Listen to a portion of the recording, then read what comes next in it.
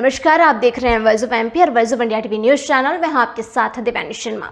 चित्तौड़गढ़ जिले में 1 अप्रैल से अफीम का तोल शुरू होने जा रहा है। मंगलवार से शुरू होने वाले इस तोल की प्रक्रिया में पहले दिन तीनों डिवीजन के 43 गांवों से 714 किसान अपनी अफीम नारकोटिक्स विभाग को देंगे, जबकि विभाग किसानों द्वारा दी गई अफीम का एनालिसिस कर उन्हें पेमेंट करेंगे।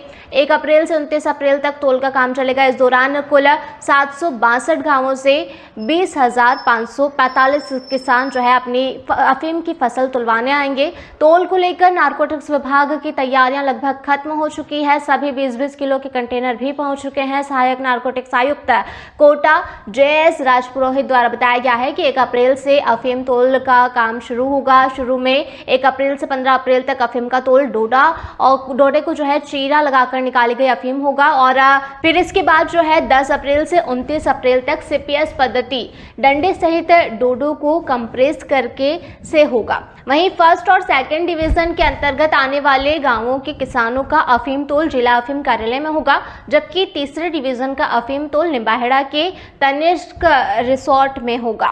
उन्होंने बताया कि फर्स्ट डिवीजन में 6 तहसील के जिले के चित्तौड़गढ़, जिसमें जो है बस्सी, चित्तौड़गढ़ और भदेसर और उदयपुर जिले के भिंडर, वल्लभनगर, कान्होड़ा और लसाड़िया शामिल है। वहीं सेकंड डिवीजन में 6 तहसील गंगरार, राशमी, कपासन, भोपाल सागर, डुंगला और उदयपुर जिले का मावली शामिल है। इसी तरह तीसरे डिवीजन में 2 तहसीलें निम्बाहेड़ा और बड़ी सादड़ी शामिल है। जिले की बैगू और रावतभाटा तहसील का अफीम तोल भलवाड़ा जिले में किया जाता है। सहायक नारकोटिक्स आयुक्त कोटा JS राजपुरोहित द्वारा बताया गया है कि मंगलवार को फर्स्ट डिवीजन के 18 गांवों से 210 किसान, सेकंड डिवीजन के 19 गांव से 339 किसान और तीसरे डिवीजन के 6 गांव से 165 किसान अपने अफीम का तोल करवाने आएंगे। पहले डिवीजन को CPS पद्धति के लिए 2 और दूसरे और तीसरे डिवीजन के लिए एक बैलर मशीन डोडो के कंप्रेस करने की मशीन दिया गया है। इस बार जो है मौसम अनुकूल रहने के कारण पैदावार भी अच्छी रही, इसलिए किसानों का उत्पादन भी अच्छा रहा। तौल के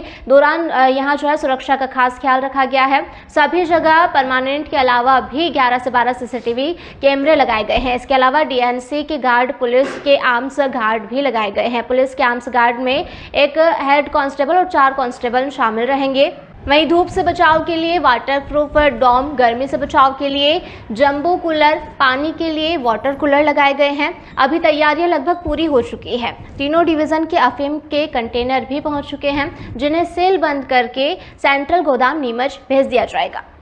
गवर्नमेंट की तैयारियां चित्तौड़गढ़ फर्स्ट, चित्तौड़गढ़ द्वितीय व चित्तौड़गढ़ तृतीय तीनों DO की ओर से संपूर्ण कर ली गई है। सारी व्यवस्थाएं अच्छी तरह से बनाई गई है और इसमें सिक्योरिटी की दृष्टिकोण से भी व्यवस्था कर ली गई है और सभी का लगभग 1 तारीख से पेमेंट शुरू हुआ तथा करीबन 15 से 20 तारीख तक संपूर्ण पेमेंट प्रक्रिया पूरी हो जाएगी। ये था अब तक अपडेट। लगातार ऐसे ही तमाम जानकारी और अपडेट्स के लिए बने रहिए वॉइस ऑफ एमपी और वॉइस ऑफ इंडिया टीवी के साथ। बिरबल, हमारे महल की ये क्या बुरी हालत हो रखी है।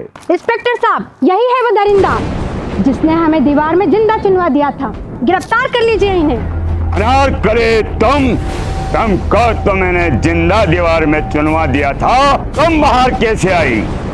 जहापना, मैंने तो आपसे पहले ही कहा था कि अनारकली को बापजी AAC ब्लॉक से बनी दीवार में चुनवाते हैं, लेकिन आपने मेरी एक नहीं सुनी। अब भुगतो। बापजी AAC सीमेंट ब्लॉक्स, इसमें ना सीमेंट और रेत की जरूरत होती है, ना ही तराई करने की झंझट। लाल ईंटों के मुकाबले ये ज्यादा मजबूत, किफायती और फायदेमंद है, क्योंकि वाटर प्रूफ के साथ साथ ये साउंड प्रूफ भी है।